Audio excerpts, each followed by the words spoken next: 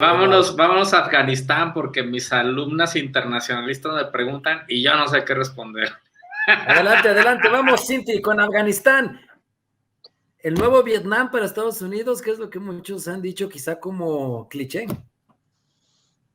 Pues es que sí recuerda lo que sucede con la retirada de Afganistán. Si quieren, para hacer un poquito de memoria, a ver, esta es la guerra más larga que ha habido en la historia reciente de Estados Unidos, 20 años de ocupación, eso ya lo hemos escuchado de manera reiterada, más de 3.500 fallecidos, soldados de la coalición, más o menos 2/3 de esos son estadounidenses, pero además muchísimos más civiles y militantes afganos fallecidos durante este proceso que trató de, entre otras cosas, además de funcionar como economía de guerra y de extracción de otras cosas, tuvo beneficios para grupos vulnerables de la población, entre ellos las niñas y las mujeres pudieron acceder a la educación. Ahora hay mujeres preparatorianas, universitarias, las primeras graduadas de 21 o 22 años que ha tenido Afganistán,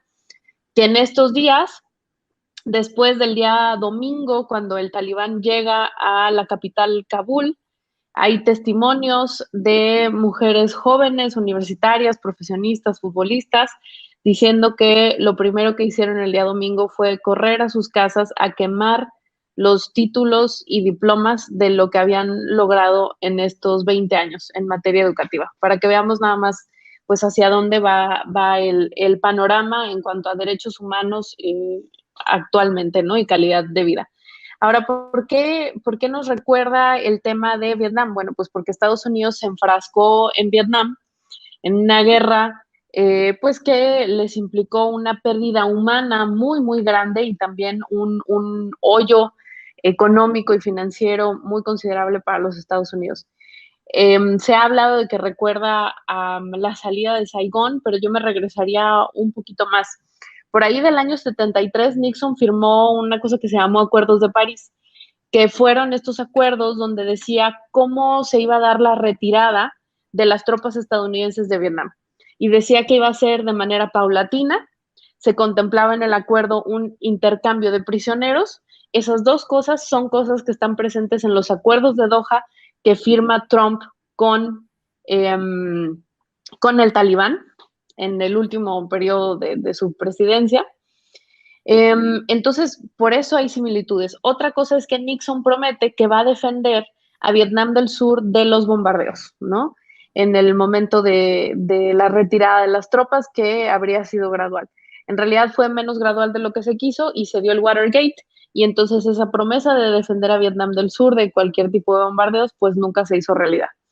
Acá la promesa tenía que ver con que iba a haber una retirada gradual, se dio un intercambio de prisioneros, el intercambio de prisioneros fue tremendamente controversial porque se liberaron miles de prisioneros talibanes, entre ellos 500 de alta peligrosidad.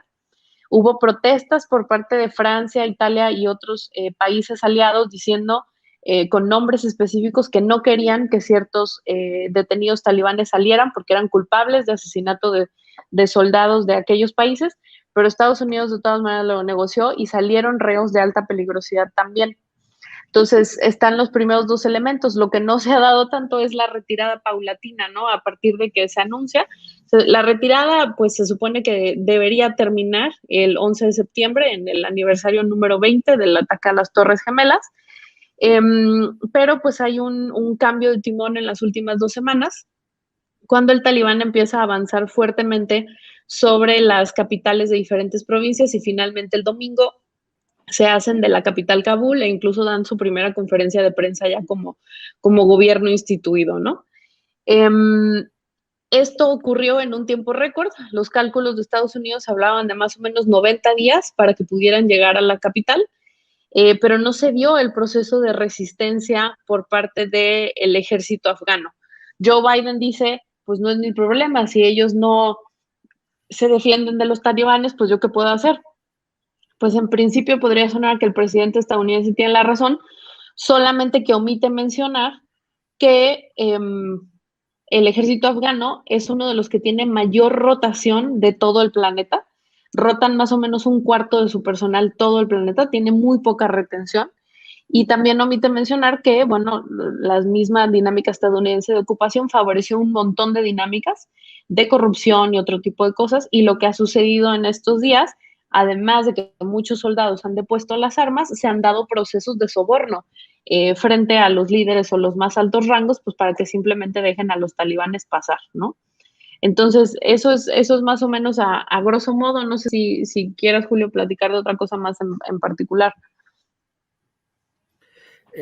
Más bien le damos ahora la palabra al doctor Lalo, porque como lo decían, el tiempo está encima.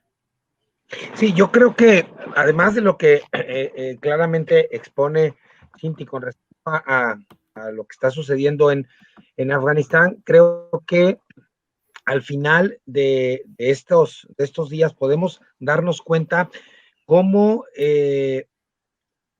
con la presencia estadounidense no fue suficiente la creación de un Estado medianamente fuerte que pudiese controlar al talibán. Quiero recordar que cuando los soviéticos salen de Afganistán, ese Estado que dejaron duró por lo menos 3 años antes de que el talibán comenzara con posibilidades serias de obtener el poder. Este Estado que dejan los norteamericanos después de 20 años de estar en Afganistán duró menos de una semana. Pero también hay un elemento que me parece que es muy importante y que no podemos perder de vista en las próximas semanas.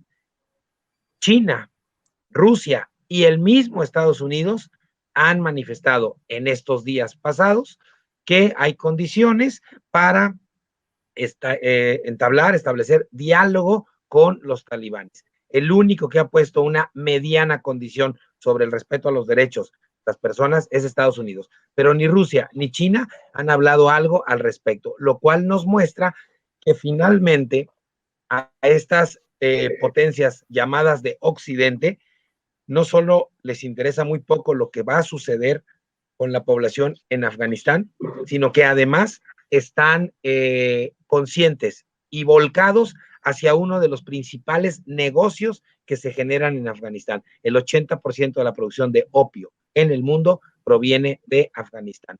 Y eso no es un asunto menor, son muchos, pero muchos dólares los que están en juego, más allá de los grupos terroristas y del interés que pueda tener Estados Unidos o alguna otra nación por establecer condiciones de seguridad para la población en Afganistán. No perdamos de vista la producción de opio en Afganistán y el negocio que de él hacen no solamente ese país, sino también muchos de los vecinos y Rusia y China. Y Estados Unidos. Sí, que también, no, ajá, sí, sí, sí. Recordemos que, o sea, además de que se sabe hace más de 10 años que la guerra estaba perdida, el talibán en realidad estaba este año en su mejor posición territorialmente hablando en 20 años, en este año. Entonces, en realidad la avanzada de los talibanes ya era muy grande y por eso la retirada. La retirada recuerda al 75 la salida del personal de la Embajada de Estados Unidos de Saigón, porque en aquel entonces tuvieron que evacuarlos por helicóptero y es lo mismo que ocurre en este momento, ¿no?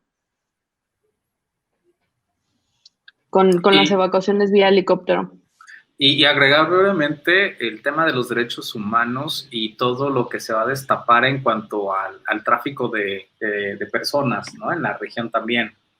O sea, toda este como corredor que se da en la región y que permite pues la trata de blancas, que eso también creo que es algo que los organismos internacionales de derechos humanos también están preocupados, sobre todo para proteger los derechos de niñas y mujeres, que son las que vuelven a ser un blanco para el talibán. Y ya, es cuanto. Tenemos una pregunta del público y es para Cinti. ¿Por qué Estados Unidos decide retirarse de Afganistán? Definitivamente fue imposible detener al talibán. ¿Qué pasó con los otros países? ¿Por qué no intervienen? ¿Quién arma al talibán y por qué? Si quieren, empezamos por la última. ¿Quién arma al Talibán? Tenemos que regresar a la época de la invasión soviética de Afganistán y cómo Estados Unidos financia y entrena a los mujahidines, que son en esencia los talibanes, como una fuerza para contrarrestar a los soviéticos en aquella época. Entonces son originalmente aliados estadounidenses, ¿no? Del 79 al 89 más o menos. Y después, como decía Lalo, se va a la Unión Soviética, ya se retira completamente en el 92 y ya para el 94, 96, los talibanes avanzan muchísimo y desde el 96 se vuelven gobierno. Fueron gobierno del 96 al 2001, donde se dan todas estas historias que hemos visto de graves violaciones a los derechos humanos, donde las mujeres no pueden hablar en público, no pueden reír, mostrar los tobillos en público implica azotes y todo tipo de cosas. Entonces, ese es más o menos lo que sucede con los talibanes, que tienen una interpretación muy radical del Islam, mezclada con creencias pashtunes, de que hay que tener, de que la vida de las mujeres debe llevarse de manera privada, en silencio, en la cuestión pública. Y después, Estados Unidos, recordemos que está 20 años en Afganistán junto con una coalición principalmente de países de la OTAN, pero todos los países están ya agotados. Es una guerra que políticamente hablando, de acuerdo a la opinión pública de estos diferentes países aliados, pues estaba agotada hace mucho tiempo. Hay reportes del Departamento de Estados Unidos donde a los 10 años se dan cuenta de que es una guerra que no pueden ganar. Están completamente enfrascados, tratan de construir un gobierno prooccidental, le metieron muchísimo dinero a los gobiernos prooccidentales, no nada más al de Ashraf Ghani, pero también al de Hamid Karzai antes. Le meten muchísimo dinero a eso, pero pues en realidad los gobiernos prooccidentales nunca logran ser un gobierno más allá de la capital, en realidad. Entonces, pues se dan cuenta que está imposible, le meten mucho dinero, le extraen mucho dinero también, pero hay un momento en el que se agota la idea de la economía de guerra. La gente en Estados Unidos ya es contraria a la idea de seguir mandando a sus soldados para allá. Y pues bueno, son algunos de los elementos que están por ahí. Los demás países también se retiran en este momento, ¿no? O sea, recordemos que se está retirando también la coalición y no nada más Estados Unidos. Y hay un elemento que creo que vale la pena también mencionar, que adelante, tiene que ver con el dinero. Como bien mencionó ahorita Cinti, del dinero que le estuvieron metiendo. La guerra le salió en números redondos $2 billones. Pero ya desde el inicio del gobierno de Donald Trump, en muchísimas declaraciones, él insistía en que no solamente era una guerra que no le encontraba sentido, sino que además era una guerra que si se suspendía, generaría un ahorro importante en los recursos estadounidenses que se podrían reinvertir en su país. O sea, cuando Trump inicia su gobierno, lo que más lo mueve a salir de Afganistán no es otra cosa que el enorme gasto que le está implicando a Estados Unidos mantener las tropas en un país que además Trump lo dijo en muchísimos espacios, no le encontraba el mayor sentido a estar ahí, incluso ganando.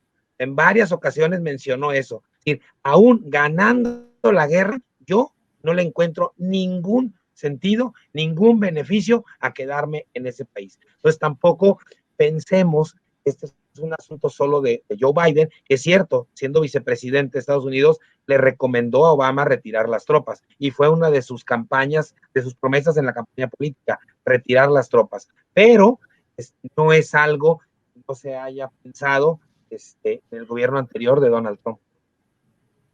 Creo que ya lo último, Julio, para que nos demos una idea, parte de la dificultad de lograr controlar Afganistán, una clave nos la da lo que sucede justamente con la dupla Obama-Biden, que prometen que van a retirar soldados, se ven completamente imposibilitados para hacerlo, aumentan la cantidad de soldados y llegan a tener la mayor cantidad de soldados estadounidenses que hubo en Afganistán en todo el periodo de 20 años, que fue 100,000 soldados. En Vietnam llegó a haber 500,000 soldados estadounidenses.